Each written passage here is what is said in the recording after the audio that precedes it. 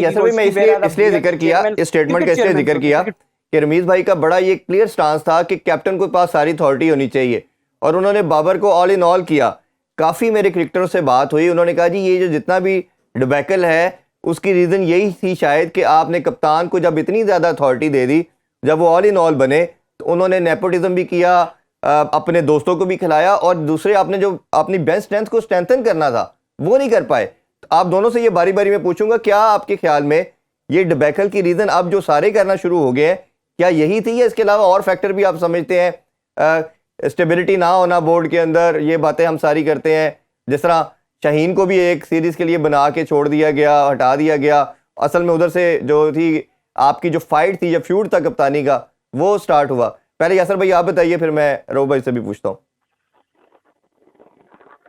देखिए, फिर अगर आपने एक बंदे कोई सारी अथॉरिटी, मैंने जिस तरह पहले कहा ना, वन मैन शो होना नहीं चाहिए ना, तो आपने अगर फिर सिलेक्टर्स को घर भेज दें, फिर आप 8-8 10-10 जो सिलेक्शन का जो पैनल बना के बैठा हुआ है, आपने इनको तनख्वाहें दे रहे हैं, तो उनको फिर घर भेज दें, फिर एक बंदे से डिसीजन करवा लें सारे डिसीजन। फिर जब ब्लेम आता है तो फिर आप क्रिटिसाइज करते हैं कि जी यार, बाकी चीजों पे कर देते हैं कि जी हमारे मुल्क में टैलेंट नहीं आ रहा। टैलेंट क्या, क्यों नहीं आ रहा? जब तक आप लड़कों को अपॉर्चुनिटी नहीं देंगे तो टैलेंट तो कैसे सामने आएगा? और दूसरी बात ये देखिए, मैं हमेशा से यही होता है कि चेयरमैन का काम होता है कि चीजों को ओवरसी करना, जितनी भी नीचे क्रिकेट में जिसमें इंफ्रास्ट्रक्चर आ जाता है, डोमेस्टिक आ जाती है, इंटरनेशनल की सब चीजें उसके अंडर होती है, बजाय कि उसको खुद इंटरफेयर करने की।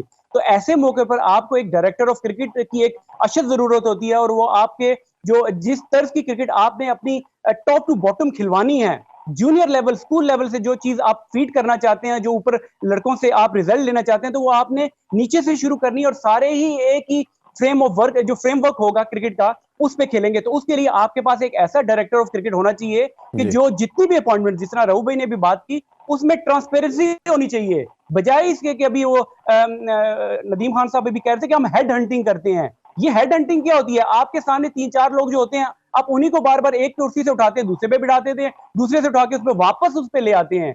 ये हेड हंटिंग जो है, मुझे कभी समझ नहीं आई। जो डेवलप्ड कंट्रीज होती हैं, जो कामयाब मुल्क होते हैं, स्पेशली अब स्पोर्ट्स की हम बात कर रहे हैं, वहां पर ये होता है, ट्रांसपेरेंट होती है। किसी भी जॉब के लिए या किसी भी शोबे के लिए एक एडवर्टीजमेंट होता है, उसके बाद आप उसके बाद सब लोगों के इंटरव्यूज, उनकी क्वालिफिकेशन, उनका एक्सपीरियंस, वर्क एक्सपीरियंस देखते हैं, उसके बाद आप करते हैं। ये क्या बात हुई कि हेड हंटिंग जी, मुझे वो बंदा पसंद आ गया, मैंने उसको मेंटोर लगा दिया। मेंटोर्स की आपके पास सामने एग्जांपल्स है। क्रिकेटर्स, 2 लड़के करंट क्रिकेट खेल रहे हैं, आपने उनको किस तरीके से मेंटोर्स लगा दिया? इस तरह की बहुत सारी एग्जांपल्स हैं। मैंने तो अपना थोड़ा पॉइंट ऑफ व्यू कर दिया रऊफ भाई से। इस पे हम जरा भी बाद में बात करते हैं, मैं जरा रऊफ भाई का ओपिनियन ले लूं। रऊफ भाई, ये जो यासर भाई भी बात कर रहे हैं, आपकी ओबियसली आप लाहौर में रहते हैं और सारा ये सिनेरियो को, पीसीबी के हेडक्वार्टर को बड़ी अच्छी तरह जानते हैं। ये डिजास्टर देखिए, पहले भी हमें डिफीट आती थी, कभी 1 ऑफ आती थी। अब बांग्लादेश से वाइट वॉश होना, अमेरिका से पहली दफ़ा खेल रहे हैं उससे हार जाना, फिर इसके अलावा आयरलैंड से पहली दफ़ा T20 में हारना, अफगानिस्तान से हम हारना, ये सब कुछ एक साल में हुआ। और जितनी बुरी तरह की परफॉर्मेंस हर डिपार्टमेंट में हमने की, और इसके अलावा हर फॉर्मेट में हमारा डिक्लाइन आया। पहले होता था चले टेस्ट में बुरा खेले, T20 में अच्छा खेले, ODI में कोई रीजनेबल खेले। तो रऊफ भाई, आपके ख्याल में असल रीज़न क्या है? मेरा वैसे अपना ओपिनियन था, ये कप्तानी की जंग को जब तूल दिया गया और इसको सॉर्ट आउट नहीं किया गया, बोर्ड भी चेंज हुए, चले हम मान लेते हैं, असल प्रॉब्लम उधर से स्टार्ट हुई। आपका क्या इसमें आप नटशल करेंगे, इसमें देखेंगे एम्बिट के अंदर? देखिए, इसमें 2 चीजें हैं। ये जो बात यासर कह रहा है डेवलपमेंट, जो डेवलप्ड कंट्रीज हैं, जो तरक्की याफ्ता तरीन मालिक हैं, उनकी बात कर रहा है कि उनमें सिस्टम इस तरीके से चलता है। यहाँ पर पाकिस्तान में जो सिस्टम मैंने देखा है, या हम पिछले 30-35-40 साल से इस सिस्टम के साथ रहे हैं, ये अनडेवलप्ड कंट्रीज का सिस्टम है, जिस तरह थर्ड वर्ल्ड कंट्रीज में चलता है, जिस माइट इज राइट का सिस्टम है, जिसकी लाठी उसकी भैंस। इसमें ये हमारे जो सोशल मीडिया एक्सपर्ट्स हैं या मीडिया वाले लोग हैं, जिनका इतना ज्यादा डीप रूट्स नहीं है सिस्टम के अंदर, जो इस चीज को समझते नहीं है, जो इसके साथ क्लोजली लिंक नहीं रहे हैं, वो हाइप क्रिएट कर देते हैं। कुछ फार्मर जो लेजेंड्स हैं उनकी, या जो कुछ पॉलिटिशियंस के फ्रंटमैन आते हैं पाकिस्तान क्रिकेट बोर्ड में, उनकी हाइप क्रिएट करते हैं बगैर वजह के, जबकि वो बेसिकली वो इस काबिल ही नहीं होते हैं, नॉन डिजर्विंग लोग होते हैं, वो शॉर्ट टर्म के लिए आए होते हैं। और जब भी आप शॉर्ट टर्म के लिए आएंगे तो आप अपने मोटिव के लिए आएंगे, आपके जो हिडन मोटिव्स होंगे आप उनको सामने रख के काम करेंगे, आप नेपोटिज्म करेंगे, आप अपने रिश्तेदारों को ऑब्लाइज करेंगे, आप अपने जो फार्मर आपके फ्रेंड्स हैं, दोस्त हैं, उनको ऑब्लाइज करेंगे। फिर वो जो आगे हैं वो अपने बच्चों को, अपने रिश्तेदारों को, अपने दोस्तों को ऑब्लाइज करते रहेंगे। तो इस तरह जो सिस्टम है वो एक उस पे कब्जा हो जाता है चंद फैमिलीज का, चंद लोगों का, और वो एक गठजोड़ से सिस्टम को चलाना शुरू कर देते हैं।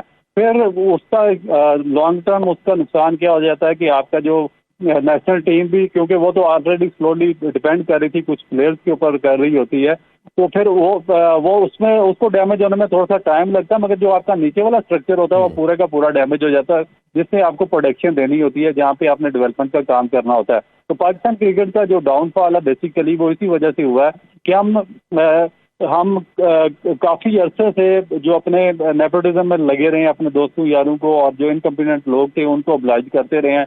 इलिटरेसी टॉप पे रही है। दुनिया आज किधर जा रही है? स्पोर्ट्स साइंसेज में, यूनिवर्सिटीज में इसमें PhD वगैरह करवाई जा रही है। हाईली जो कैपिटल लोग हैं वो प्रोफेशनल है, उनको हायर किया जा रहा है। और यहाँ पर matric fail, middle pass, middle fail की गर्दान चल रही है, और जो कोई रिश्तेदार होता है वही आकर लग जाता है। तो इससे जो आपका सारे का सारा ढांचा है वो फ्लॉरिश नहीं हो सका। आपका स्कूल क्रिकेट, आपकी यूनिवर्सिटी, आपकी कॉलेजेस, आपका रीजनल सेटअप, आपका डिपार्टमेंटल सेटअप, और आपका जितना नेशनल अकेडमी का सेटअप है वो सारा बड़ा बुरी तरह डैमेज हो गया। इसकी एक सबसे बड़ी एग्जांपल ये है कि आपके पास फास्ट बॉलिंग का नेचुरल टैलेंट है, आपके पास 20-25 फास्ट बॉलर आ जाते हैं, मगर 2 साल के बाद वो नहीं रघुवर, मेरा अगला क्वेश्चन मैं आपसे यही करना चाह रहा था कि हमारी रिकग्निशन, हमारी फास्ट बॉलिंग, हम पिछले 7 डेकेड से 70 साल से फास्ट बॉलिंग में गार नहीं खाई। अब पाकिस्तान क्रिकेट का ये हाल है, टेस्ट मैचेस खेल रहे हैं, डिस्पाइट ऑफ इट जितनी मर्जी आप स्क्वायर टर्नर बनाएं, जितनी मर्जी स्पिनिंग विकेट बनाएं, ये कैसे हो सकता है कि पाकिस्तान में एक भी फास्ट बॉलर ऐसा नहीं है जिसको हम कहें कि पाकिस्तान को वो सर्व कर देगा, पाकिस्तान के लिए वो अच्छा बॉलिंग कर रहा है किसी भी फॉर्मेट में। तो ये जो डिक्लाइन फास्ट बॉलिंग का जो आया, थोड़ा सा जिक्र अभी किया यासर भाई ने भी कि ओबियसली ये लंबे स्पेल नहीं करते, डोमेस्टिक नहीं खेलते, बट इतना बुरा हाल तो हमने जिंदगी में कभी नहीं देखा कि पाकिस्तान के पास एक फास्ट बॉलर भी नहीं है।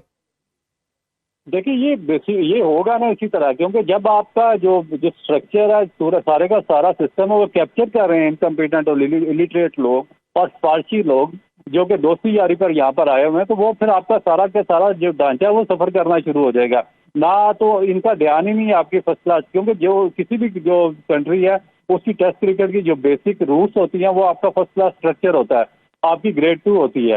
तो आप इनका जो फोकस ही नहीं है, जितने लोग आते हैं आप देखें, मैं सबसे बड़ा तमाशा आपको दिखाता हूँ कि पहले अंडर 19 इन्होंने खत्म की कि फलानी डेट को अंडर 19 क्रिकेट शुरू होनी थी डोमेस्टिक की, उसकी इन्होंने डेट चेंज कर दी। उसके बाद आपका जो सबसे most premier first class tournament जिससे किसी भी टेस्ट क्रिकेट नेशन का ढांचा खड़ा होता है वो होता है, मगर उसकी डेट 8 तारीख थी, उसको चेंज करके उसको सिस्टम से निकाल दिया गया। और जब बहुत ज्यादा मीडिया का प्रेशर आया तो इन्होंने 26 तारीख अनाउंस कर दी। तो पहले अंडर 19 का भी चेंज किया गया। हाँ जी बिल्कुल, अंडर 19 का चेंज किया गया।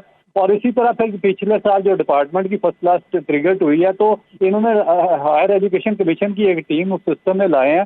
सिर्फ 2 दिन पहले उन्होंने तमाम यूनिवर्सिटीज को खत लिखा कि 2 दिन पहले आपने अपनी टीम बनानी है हायर एजुकेशन कमीशन को, और 2 दिन के बाद उस यूनिवर्सिटी का इस्लामाबाद में हायर एजुकेशन कमीशन का PTV के साथ मैच हो रहा था। तो ये तो तमाशा लगा हुआ पाकिस्तान की क्रिकेट में। तो इसमें आप कैसे एक्सपेक्ट कर सकते हैं कि सिस्टम कोई बेहतर होगा या बेहतरी की तरफ जाएगा, या आपके पास फास्ट बॉलर्स आएंगे, या आपके पास अच्छे बैट्समैन आएंगे, या आपके पास अच्छे स्पिनर्स आएंगे। ये वजह कि आप देखें ना कि आज 70 साल के बाद, जिस तरह 70 साल पहले इंडिया में चंद्रशेखर और बिशन सिंह बेदी बॉल पकड़ लेते थे नया बॉल, और इसी तरह की डेड स्पिनिंग पिचें बना के शुरू हो जाते थे, पूरा 4 दिन वही बॉलिंग करते रहते थे। तो 70 साल के बाद ठीक पाकिस्तान में उसी मकान पे लाके खड़ा कर दिया कि 2 स्पिनर आपने 40-40 साल के पकड़े हैं, उनको बॉल दे देते हैं और वो 50-50 ओवर करके सिस्टम